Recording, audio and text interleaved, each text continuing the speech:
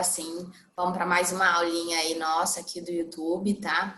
Hoje vai ser uma breve revisão aí sobre o primeiro atendimento do paciente séptico, tá? Que a gente chama hoje em dia de bundle de 1 hora, né? A nossa referência é o Surviving Sepsis mesmo, tá bom?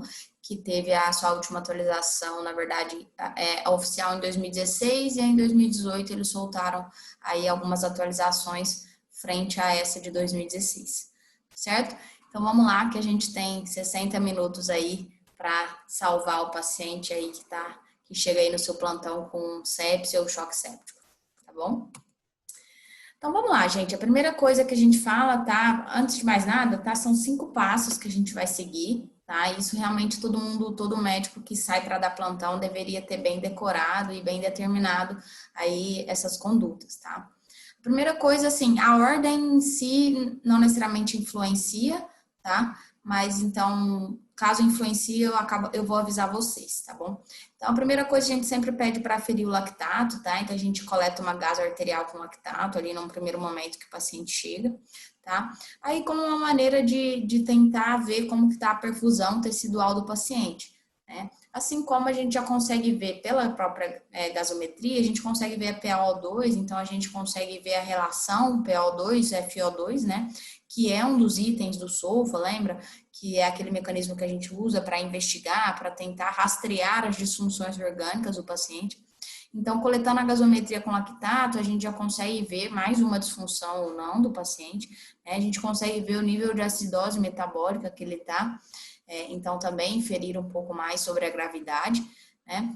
E pelo lactato a gente consegue ver, sim, né, o grau de hipoperfusão que aquele paciente está sofrendo. E, inclusive, hoje em dia faz parte do critério de choque séptico lactato, né? Então, é extremamente importante, até por questão de prognóstico, se aquele paciente está séptico ou em choque séptico, isso faz toda a diferença. Então, por isso a gente tem que coletar, sim, uma gaso com lactato arterial na chegada de todo paciente com suspeita de sepse, tá ok? O que eles sugerem também é que, caso esse primeiro lactato venha alterado, eles sugerem que você repita ele a cada 2 a 4 horas, a fim de guiar ali sua ressuscitação hemodinâmica, né? Ver se você está sendo eficaz no seu tratamento, se o lactato está caindo como esperado, tá? Aqui, gente, eu só queria fazer uma observação, porque a gente teve um trabalho interessante do ano passado, de 2019, tá? Que foi o Andrômeda, né? Foi um trabalho que eles não acreditavam muito que a gente precisasse, né, ver o lactato o tempo todo ali durante a ressuscitação para isso dizer ou não se o paciente está melhorando, né? Talvez isso não seria a melhor maneira de guiar a sua conduta. Então, o que eles fizeram foi um trabalho para comparar guiar o tratamento do choque da sepse pelo lactato versus guiar por tempo de enchimento capilar, né, gente? O que é muito mais simples, ali à beira-leito, você vê o tempo de enchimento capilar do paciente. Eles queriam, então, com esse trabalho, comparar se seria eficaz também, se você conseguiria manejar bem seu tratamento, ao invés de fazer o lactato a cada 2 horas, guiar, ver se o paciente estava melhorando a perfusão só pelo tempo de enchimento, ali beira-leito, sem machucar o paciente, né, sem ostentar o sistema com cada vez mais exames, enfim. Então, e o que eles viram é que foi bom, né? Pelo menos assim, não teve, não foi inferior, não teve redução da mortalidade no paciente guiado por tempo de enchimento capilar, mas também não foi inferior ao lactato. Então, teoricamente, esse trabalho mostra que tanto faz, né? Você guiar por tempo de enchimento ou por lactato. E se tanto faz, talvez faça mais sentido a gente só examinar o paciente beira-leito, tá? E o que eles viram ali, uma análise, é que o grupo guiado por tempo de enchimento acabou recebendo menos fluido, né, menos volume e teve menos disfunções orgânicas. O trabalho não foi desenhado para ver esses desfechos, mas aí fica como uma hipótese para a gente, uma reflexão, que talvez por você estar reexaminando ali o paciente o tempo todo à beira-leito, você acabar talvez poupando o paciente de receber volume desnecessário e que talvez isso reduza aí o número de disfunções orgânicas, né? Então, talvez a partir de agora, óbvio que precisam de mais estudos para comprovar isso, mas a gente possa cada vez mais valorizar o exame físico à beira-leito para guiar a sua expansão volêmica, o seu uso de vasopressor, tá? Ao invés de ficar furando o paciente a cada 2 horas para ver o lactato. Bom, o segundo passo aí do nosso tratamento, da nossa conduta da primeira hora, do bundle de 1 hora, seria a coleta de culturas, tá, gente? Aqui sim eu quero ressaltar a importância da ordem em relação à cultura antibiótico, né, gente? Então, culturas sempre antes do antibiótico, tá ok? E quais culturas, tá? Então, para todo mundo, a gente sugere 2 pares de hemocultura de sangue periférico, tá? Então, um frasco aeróbio e anaeróbio. Isso para a gente tentar identificar qual a bactéria, né, que está causando a infecção. E, obviamente, outros focos se necessário. Então, se você está suspeitando de infecção urinária, a gente vai coletar urocultura. Se você está suspeitando que é uma pneumonia, o paciente está escarrando, eu vou coletar cultura de escarro, né? Se eu estou achando que é uma infecção, uma meningite, enfim, eu vou coletar a cultura do líquor. Então, sempre individualizar ali aquele paciente. Então, para que além das hemoculturas, você colete a cultura para o foco, pelo menos suspeito, tá ok? E em relação a essa questão aí de fazer a cultura, coletar a cultura antes de entrar a primeira dose do antibiótico, é importante sim, porque já foi comprovado, tá, que segundos após a infusão do antimicrobiano, a sensibilidade das culturas diminui, e isso pode prejudicar muito a evolução do paciente, porque eu acabo não identificando o agente que está causando a infecção e posso acabar não tratando adequadamente. Bom, o terceiro passo, então, né, sempre depois das culturas, a gente acaba entrando com antibiótico, temos que entrar com antibiótico de amplo espectro, como sugerido, né, pelo Surviving Sepsis. Então, assim, aqui eu só peço para vocês lembrarem de pesar, obviamente, se o paciente realmente precisa de antibiótico de muito amplo espectro, né? Caso seja um paciente jovem, sem comorbidades, que está vindo de casa, né? Ou seja, ele está com uma flora, a bactéria que está infectando ele é de flora da comunidade, não hospitalar. Então, talvez você possa, sim, e deva ser um pouco menos agressivo na escolha do antibiótico. Tá? Mas, óbvio, você tem que ver as comorbidades, ver se o paciente é imunossuprimido ou não, ver se o paciente esteve internado ou usou antibiótico recente. Isso tudo você deve levar em conta para escolher aí qual antibiótico, tá? E, obviamente, direcionar para o foco, se for bem identificado ali no exame físico ou na história, tá? Então, pensar em pulmão, se o paciente tiver quadro respiratório, urina, se tiver dor lombar, disúria. Então, identificar aí para tentar a gente acertar o antibiótico de cara, tá bom? E, obviamente, como a gente acabou coletando as culturas antes, né? Espero que todo mundo lembre de fazer isso. Assim que as culturas começarem a sair e você acabar vendo que você poderia ter usado antibióticos de menor espectro, tá? Então, a gente vai desescalonar, tá, gente? Vamos supor que você entrou com um vanco e depois saiu que era um estáfilo oxassensível. Eu não vou manter vanco, eu vou voltar ele e vou começar a tratar com oxa, tá? A gente quer poupar o máximo de tempo de paciente exposto a antibióticos de amplo espectro, tá bom? E, obviamente, também reavaliar, se em algum momento ali da evolução do quadro, você acabar vendo que não era bactéria, que não era infecção, né? Se era algo viral, algo que no começo acabou te confundindo, você pode chegar a suspender os antibióticos, né? Se você conseguir atribuir ali aquela evolução a um agente viral ou algo só inflamatório. Bom, depois o nosso quarto passo, gente, seria a expansão volêmica, né? Então, o paciente que chega com disfunção hemodinâmica, hipotenso, né? Num primeiro momento você ainda não poderia falar que ele tem choque séptico, porque lembra que a definição de choque séptico é aquela hipotensão que não responde ao volume, né? Aquela hipotensão que precisa de vasopressor para manter uma pressão arterial média ideal. Então, o paciente séptico que chega com disfunção hemodinâmica, ou seja, que chega hipotenso, a gente está recomendado a realizar 30 ml por quilo de volume, né? Que eles orientam que isso deve ser realizado em até 3 horas, tá? Então, não é 30 ml por quilo aberto, imediato, tá? Porque a gente está vendo que cada vez mais a gente vê que os pacientes sépticos, eles não respondem muito ao volume, né? Tem alguns dados aí que menos de 20% dos pacientes em choque séptico, eles respondem ao volume.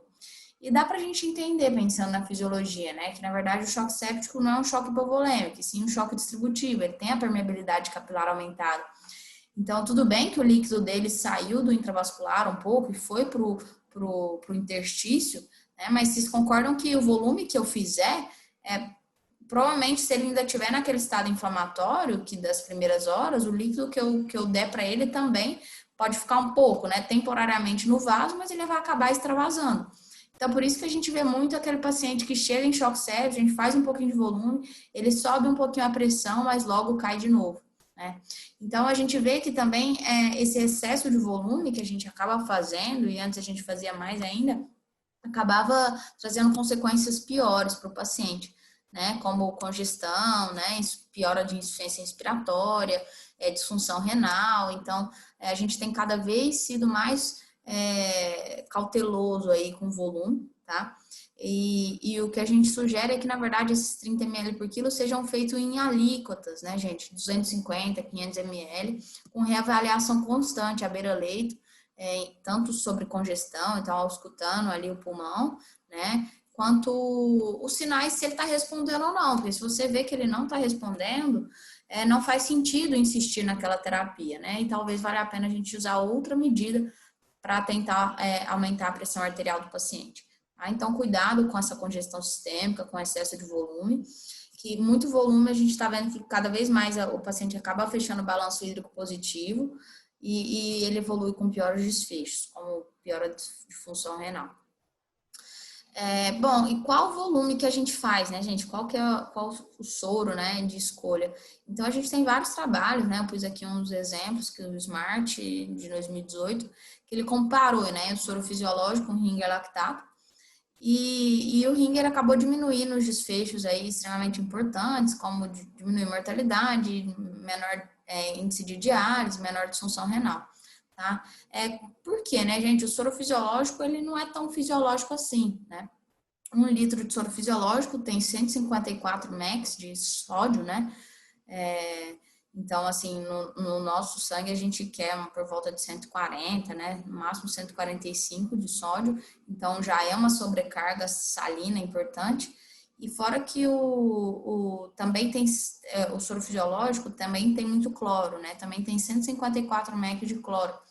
E a gente sabe, no nosso sangue, assim, o nosso ideal seria por volta de 100, né, de cloro. Então, essa sobrecarga clorêmica, a gente acaba vendo que o cloro, em quantidades aumentadas, ele acaba sendo tóxico para o rim mesmo. Então, ele diminui a taxa de filtração glomerular, tá?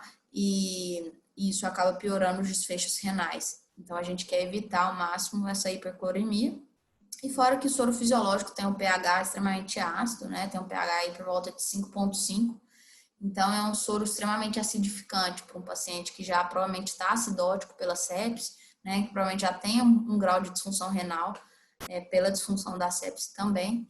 Então, foi comprovado já. Então, quem não sabia, a partir de agora, todo paciente séptico a gente só vai usar Ringer lactato, tá ok?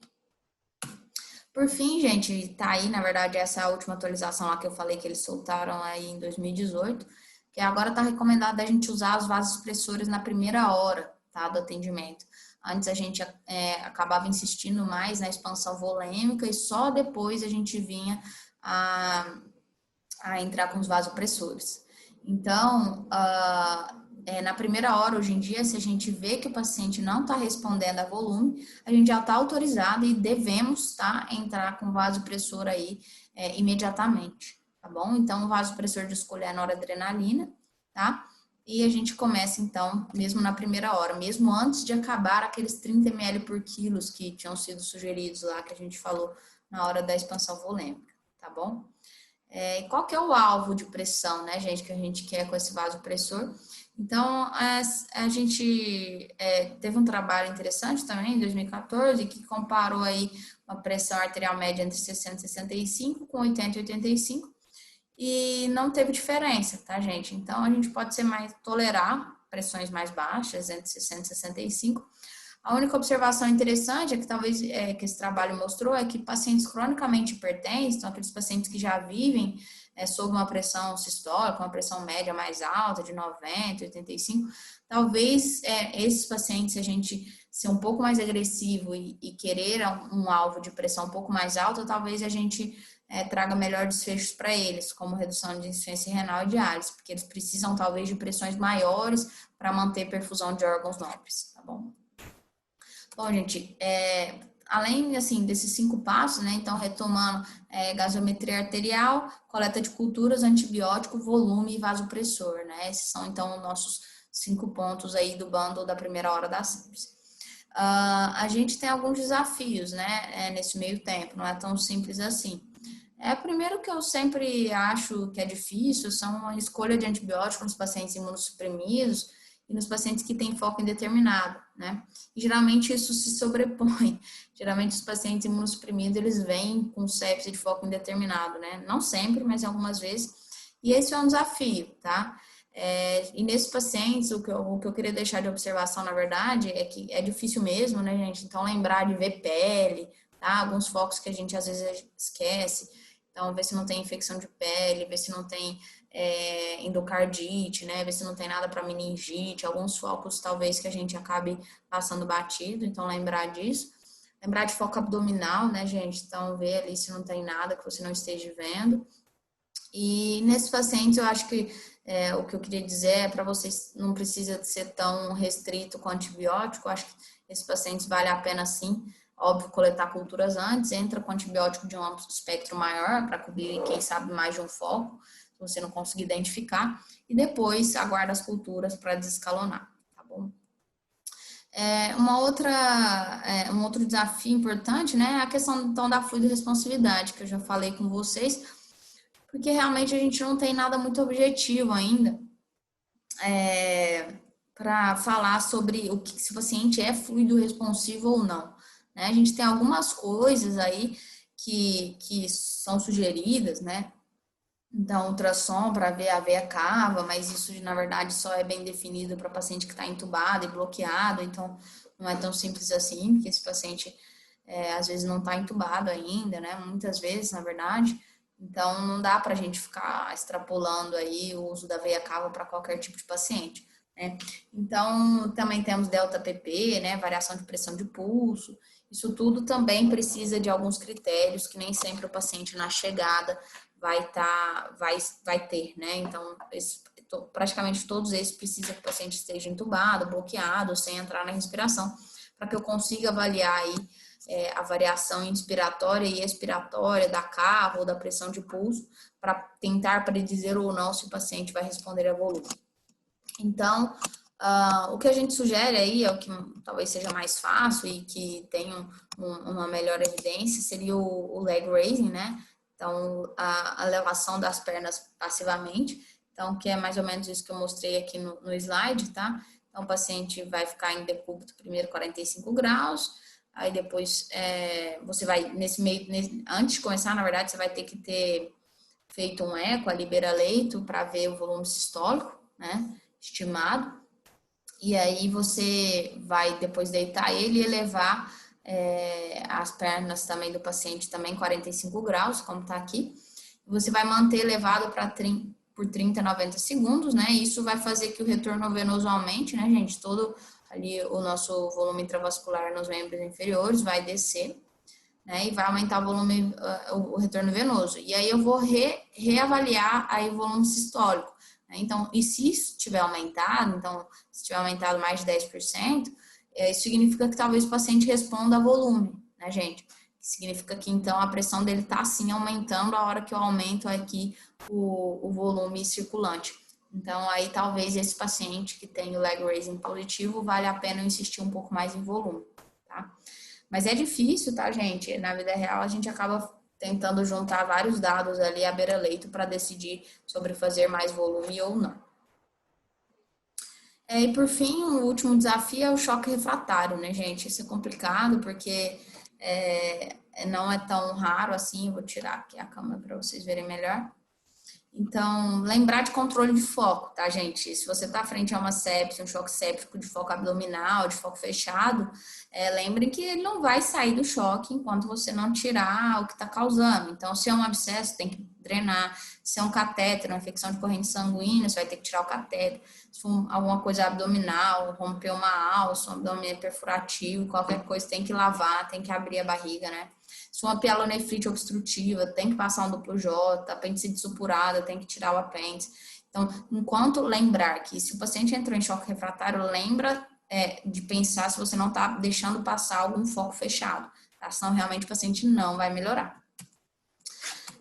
Então, o que mais que a gente faz pro choque refratário, né? Então, a gente associa os vasopressores, né? Geralmente aí um valor no qual a gente começa a pensar já em associar a droga é quando a nora chega acima de 0,5 microgramas quilo por minuto, tá? O que a gente acaba associando sempre é a vasopressina, tá bom? Em alguns lugares que não tem vaso, o pessoal acaba fazendo adrenalina, tá? Mas o de escolha seria a vaso mesmo, tá bom, gente? E a gente só faz Dobuta se o paciente tiver disfunção miocárdica, tá? E como é que a gente sabe isso, né, gente? Na verdade, o único jeito que a gente anda fazendo atualmente é vendo pelo eco, beira-leito mesmo, se o paciente tem disfunção miocárdica, tá? E aí a gente entra com Dobuta e vê se melhora. Se não melhorar, assim, por volta de 1 hora, ver que o paciente não tá respondendo, a orientação é até tirar a Dobuta, né? Porque ela dá um pouco de vasoplegia, dá taquicardia reflexa, pode piorar a hemodinâmica do paciente. E a gente acaba associando corticoides também, tá? Ali, quando então começa a ficar choque refratário, na hora acima de 0,5, a gente acaba associando vaso e entra com hidrocortisona, tá? E essa dose aí, 200 miligramas por dia, é a dose recomendada. Então, pode ser tanto 50 de 6 em 6, quanto 200 em bomba de infusão contínua, tá bom? Bom, gente, era isso mais ou menos que eu tinha para falar para vocês sobre o primeiro atendimento da sepsis. Espero ter ajudado, tá? Qualquer dúvida vocês vão mandando aí. Então, lembrem que na sepsis tempo é vida, né? Então, a gente tem que agir da melhor maneira mais rápida, adequada para salvar os pacientes. Ok? Então, muito obrigada. Espero que tenham gostado.